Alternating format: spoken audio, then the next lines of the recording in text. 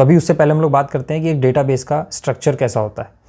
तो आप देख सकते हो कि सीक्वल के अंदर सबसे पहले आपका डेटाबेस आता है। उस डेटाबेस के अंदर टेबल्स आती हैं, तो चाहे तो वो एक टेबल हो सकती हैं या मल्टीपल टेबल्स हो सकती हैं, तो वो डिपेंड करता है आपके रिक्वायरमेंट के ऊपर, ठीक। और उन्हीं टेबल्स के अंदर हम लोग डेटा को स्टोर करते हैं जो कि रोज़ एंड कॉलम्स के फॉर्म में होता है, ठीक। तो यहाँ पे आप देख सकते हो रोज़ एंड कॉलम्स के फॉर्म में। और अगर मैं इसको एग्जांपल के थ्रू समझाऊँ आपको, तो राइट साइड में आप देख सकते हो एक एम्प्लॉय टेबल है, ठीक। और इस एम्प्लॉय टेबल के अंदर ये जो आपको वर्टिकली जितने भी ये वैल्यूज़ दिख रही हैं, इन सबको हम लोग कॉलम्स बोलते हैं। और ये जो हॉरिजॉन्टल जितनी भी वैल्यूज़ हैं, इन सबको हम लोग रोज़ बोलते हैं। तो ये जैसे एक्सेल में होता है वैसे ही सेम टू सेम इसमें भी रोज़ एंड कॉलम्स होते हैं। तो इसमें टोटल 5 कॉलम्स हैं, जैसे कि एम्प्लॉय आईडी, उसका नेम, डिपार्टमेंट, एज और जेंडर, और उसी के नीचे रोज़ में वैल्यूज़ हैं, ठीक। और इस पूरे डेटाबेस स्ट्रक्चर को हम लोग RDBMS बोलते हैं, रिलेशनल डेटाबेस मैनेजमेंट। तो रिलेशनल डेटाबेस मैनेजमेंट सिस्टम के अंदर काफ़ी सारे टूल्स आते हैं जिनको आप यूज़ कर सकते हो डेटाबेस बनाने के लिए या SQL क्वेरीज रन करने के लिए। तो जैसा कि मैंने आपको बताया कि एक डेटाबेस के अंदर काफ़ी सारे टेबल्स हो सकते हैं और वो टेबल एक दूसरे से कनेक्टेड होते हैं, चाहे वो प्राइमरी की के थ्रू हो या वो फॉरेन की के थ्रू हो। तो ये प्राइमरी और फॉरेन कीज़ क्या होता है ये अभी हम लोग थोड़ी देर में समझेंगे, पर उससे पहले मैं आपको एक डेटाबेस का, एक टिपिकल डेटाबेस का एग्जाम्पल दिखा देता हूँ। तो आप ये देख सकते हो, इसको हम लोग डेटाबेस डायग्राम बोलते हैं। तो डेटाबेस डायग्राम ये आपका डेटाबेस बनाने से पहले ही बन जाता है। जब आपके पास रिक्वायरमेंट आता है कि आपको डेटाबेस में कौन कौन से टाइप का डेटा स्टोर करना है, कौन कौन सा डेटा स्टोर करना है, कितने कॉलम्स बनेंगे या कितने टाइप के डेटा होंगे, उसके हिसाब से आप ये टेबल डिज़ाइन करते हो और उन टेबल्स को एक दूसरे से कनेक्टेड करते हो, ताकि फ्यूचर आपको कोई एनालिसिस करना हो या आपको कोई ऑपरेशन करना हो तो आप एक दूसरे से डेटा पुल करके एक फाइनली अपना जो भी आपका आउटकम चाहिए वो आप ला सकते हो, ठीक। तो आप इसमें देख सकते हो, इसको आप ई-कॉमर्स का डेटाबेस बोल सकते हो या किसी ऑनलाइन रिटेल वेबसाइट का डेटा बोल सकते हो। तो ये सिर्फ एग्जांपल पर्पस के लिए है। जो एक्चुअल डेटाबेस होता है उसमें और भी काफ़ी ज़्यादा टेबल्स होते हैं, ये तो बस आपको एग्जांपल के लिए इसमें सिर्फ 6 टेबल्स दिखाया हुआ है। तो आप देख सकते हो सबसे पहला जो टेबल है वो उसमें ऑर्डर आइटम्स का है और इसमें 3 कॉलम्स हैं, है ना। ऑर्डर आईडी है, प्रोडक्ट का आईडी है और क्वांटिटी है।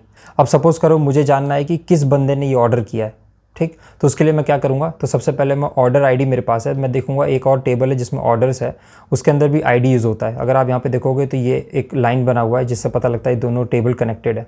तो मैं क्या करूँगा, ये जो ऑर्डर आईडी है इससे मैं ऑर्डर टेबल में से यूज़र आईडी निकाल लूँगा, ठीक। और इस यूज़र आईडी की हेल्प से मैं यूज़र टेबल से, अगर आप ये देखोगे तो ये यूज़र आईडी यूज़र वाले टेबल के आईडी से मैच हुआ है ना, मतलब लिंक हुआ है। तो इसका मतलब ये टेबल भी कनेक्टेड है। तो मैं यहाँ पे अगर जाऊँगा तो फिर मुझे यूज़र का पूरा खानदान का पता मिल जाएगा, ठीक है, कि वो यूज़र का नाम क्या है, उसका ईमेल क्या है, जेंडर क्या है, और भी जो भी इन्फॉर्मेशन टेबल्स में होगा। तो चलिए सबसे पहले देख लेते हैं कि डेटा टाइप्स होते क्या हैं, ठीक है। तो जब भी आप एक कॉलम्स टेबल के अंदर डिफाइन करते हो तो उससे पहले आपको बताना होता है कि इस कॉलम्स के अंदर क्या वैल्यूज़ आएंगी, है ना, उसमें आप क्या वैल्यूज़ भरने वाले हो। तो उसके हिसाब से आप डेटा टाइप जो है वो डिफाइन करते हो, ठीक। तो जो भी डेटा का टाइप हुआ वो आप डिफाइन करते हो। फॉर एग्जांपल सपोज़ करो आपका एक कस्टमर का आप डेटाबेस बना रहे हो, तो उसमें सबसे पहला आप कॉलम डालोगे कस्टमर का आईडी, है ना। तो जो आईडी होगा, अगर आप उसको सिर्फ 1 2 3 4 न्यूमेरिक में रख रहे हो तो आप उसका जो डेटा टाइप है बता सकते हो इंटीजर है, मतलब नंबर्स आएंगे इसमें। तो देख लेते हैं कि डेटा टाइप का जो थ्योरेटिकल डेफिनेशन है वो क्या है, ठीक। तो data type of a column defines what value the column can store in a table. तो ये हो गया आपका डेटा टाइप। और इसको जनरली हम लोग जब टेबल बनाते हैं तभी सभी कॉलम्स का एक डेटा टाइप हम लोग डिक्लेयर कर देते हैं। उसके बाद आप जो डेटा टाइप है उसको मेनली हम लोग 3 कैटेगरीज में क्लासीफाई करते हैं और इसके अंदर फिर काफ़ी सारे डेटा टाइप्स होते हैं। तो सबसे पहला आता है आपका स्ट्रिंग डेटा टाइप। तो उसमें क्या होता है, आपके पास जो सबसे ज़्यादा यूज़ होने वाली डेटा टाइप्स हैं वो है कैरेक्टर, कैर, और वेर कैर मतलब वेरिंग कैरेक्टर। तो इसका भी डिटेल हम लोग डेफिनेशन नेक्स्ट स्लाइड में देखते हैं। दूसरा आता है आपका डेटा टाइप न्यूमेरिक, जिसमें आप इंटीजर यूज़ करते हो, फ्लोट और बूल यूज़ करते हो। तो डेट और टाइम में तो आप समझिएगा होगा कि इसमें डेट और टाइम से रिलेटेड डेटा टाइप्स होते हैं, ठीक। तो अब इनको हम लोग डिटेल में देखते हैं। जो सबसे ज़्यादा कॉमन यूज़ होने वाली डेटा टाइप्स है जो अभी हम लोगों ने पीछे देखा, उसमें आता है इंट। तो इंट का फुल फॉर्म होता है इंटीजर वैल्यूज़ के लिए। तो इसमें अगर आप 1 2 3 4 ऐसा पूरा फुल कंप्लीट नंबर रख रहे हो तो उसके लिए हम लोग इंट यूज़ करते हैं, है ना। और जो फ्लोट यूज़ होता है वो डेसिमल नंबर्स के लिए यूज़ होता है, जैसे 1.02 1.5। तो अगर उसमें डेसिमल नंबर्स आ जाते हैं तो उसके लिए फ्लोट यूज़ करते हैं, ठीक। और जो बूल होता है वो होता है आपका बूलियन वैल्यूज़ के लिए, अगर ट्रू या फॉल्स वैल्यूज़ कभी डालना हो आपको तो उसके लिए बूल यूज़ करते हैं। नेक्स्ट आता है आपका कैर। तो ये एक फिक्स लेंथ का स्ट्रिंग होता है, ठीक। और इसके अंदर आप नंबर्स भी डाल सकते हो, इसके अंदर आप लेटर्स भी डाल सकते हो और इसके अंदर आप स्पेशल कैरेक्टर्स भी डाल सकते हो। तो ये काफ़ी ज़्यादा यूज़ होता है कैर। फॉर एग्जांपल अगर आपको किसी का मेल आईडी लिखना है ना, तो उसमें @ सिंबल आएगा, या किसी ने अंडरस्कोर लिखा है, किसी ने डॉट लगाया है, तो वो सब चीज़ें आप कैर के अंदर ईजिली स्टोर कर सकते हो। और जो वेर कैर होता है वो सेम कैर जैसा ही होता है, बट इसमें वेरिंग कैरेक्टर लेंथ होता है। नेक्स्ट आता है आपका डेट। तो इसमें आप ओबियसली डेट स्टोर कर सकते हो, बट जो डेट का फॉर्मेट होता है वो आता है सबसे पहले ईयर, फुल ईयर मतलब 2022, उसके बाद आपका मंथ और फिर डेट। और जो डेट टाइम है वो ओबियसली डेट जैसा होता है, बट उसमें टाइम भी एक्स्ट्रा आ जाता है। जो आपका टाइम है वो आवर्स, मिनट और सेकंड्स के फॉर्मेट में होगा। अब नेक्स्ट बात करते हैं प्राइमरी कीज़ और फॉरेन कीज़ के बारे में। जो प्राइमरी की एक्चुअली वो यूनिक कॉलम होता है ना, ताकि वो आपको हेल्प करता है जो भी आपका टेबल है उसमें से डेटा फैच करने के लिए। ठीक, तो जैसे मैंने एग्जांपल आपको दिया था एक कस्टमर का, तो उसमें जो कस्टमर आईडी होगा उसको हम लोग यूनिक रखेंगे, मतलब आपको जो मैंने आईडी दिया वो किसी और के साथ रिपीट नहीं हो सकता। ठीक, तो वो आपका एक यूनिक आईडी हो गया, तो उसको हम लोग प्राइमरी की बोल सकते हैं। या अगर मैं आपको स्कूल का एग्जांपल दूं, तो जो आपको स्कूल में जैसे आपका एक क्लास है, उस क्लास के अंदर सेम नाम के 2 बंदे हो सकते हैं मगर उनका रोल नंबर सेम नहीं होगा, है ना, तो जो रोल नंबर हो गया उसको आप प्राइमरी की बोल सकते हो। ठीक, और इसमें आप सेकंड पॉइंट देख सकते हो कि जो टेबल है उसमें एक ही प्राइमरी की रखते हैं, जनरली इसको बेस्ट प्रैक्टिस माना जाता है ना, और वो जो प्राइमरी की वो यूनिक होगा और नॉट नल होगा। नॉट नल मतलब उसमें कोई ना कोई वैल्यूज़ होगी, ऐसा नहीं होगा कि वो खाली होगा।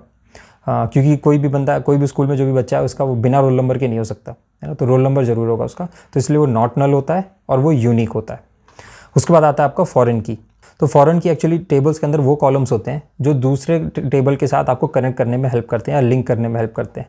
तो अभी हम लोगों ने स्टार्टिंग में जो एग्जांपल देखा था कि जो ऑर्डर का टेबल है वो यूज़र के साथ कनेक्ट हो रहा है ना, तो वो जो कनेक्ट हो रहा था आईडी के बेसिस पे उसको आप फॉरेन कीज़ बोल सकते हो।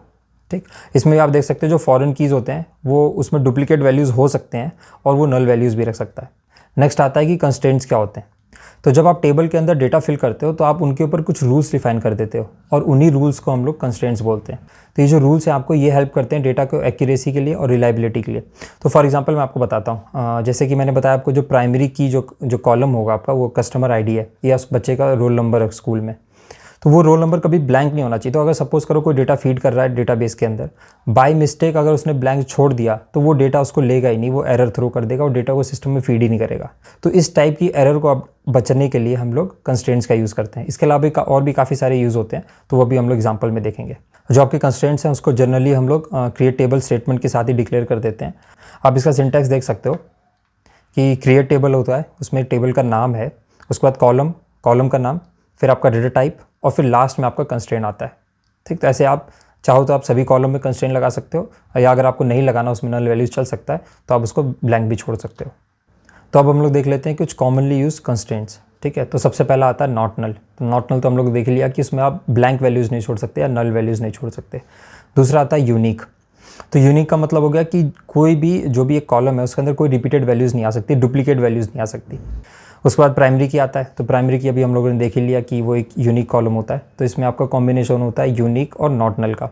उसके बाद फॉरेन की आता है। तो फॉरेन की भी आपके लिए काफ़ी ज़्यादा इंपॉर्टेंट हो जाता है क्योंकि यही आपको जो कॉलम है ये दूसरे टेबल से भी लिंक करने में हेल्प करेगा। इसीलिए इसमें लिखा हुआ है prevent actions that would destroy links between the tables, है ना, तो इसलिए काफ़ी ज़्यादा इंपॉर्टेंट है। उसके बाद एक आता है कंस्ट्रेंट चेक।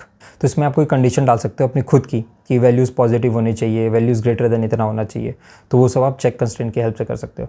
उसके बाद आता है एक डिफ़ॉल्ट कंस्ट्रेंट। तो इसको भी काफ़ी ज़्यादा यूज़ करोगे आप। डिफ़ॉल्ट मतलब अगर कोई ब्लैंक छोड़ रहा है तो उसमें आप डिफ़ॉल्ट नेम डाल सकते हो। उसके बाद आता है क्रिएट इंडेक्स। तो ये इंडेक्स होता है मतलब वो 0 1 2 3 ऐसा लेफ्ट साइड में। तो ये क्रिएट इंडेक्स मतलब ये नंबर्स क्रिएट करता है ताकि आप रोज़ को ईजिली आइडेंटिफाई कर सको और बाद में आप डेटाबेस से डेटा को रिट्रीव कर सको।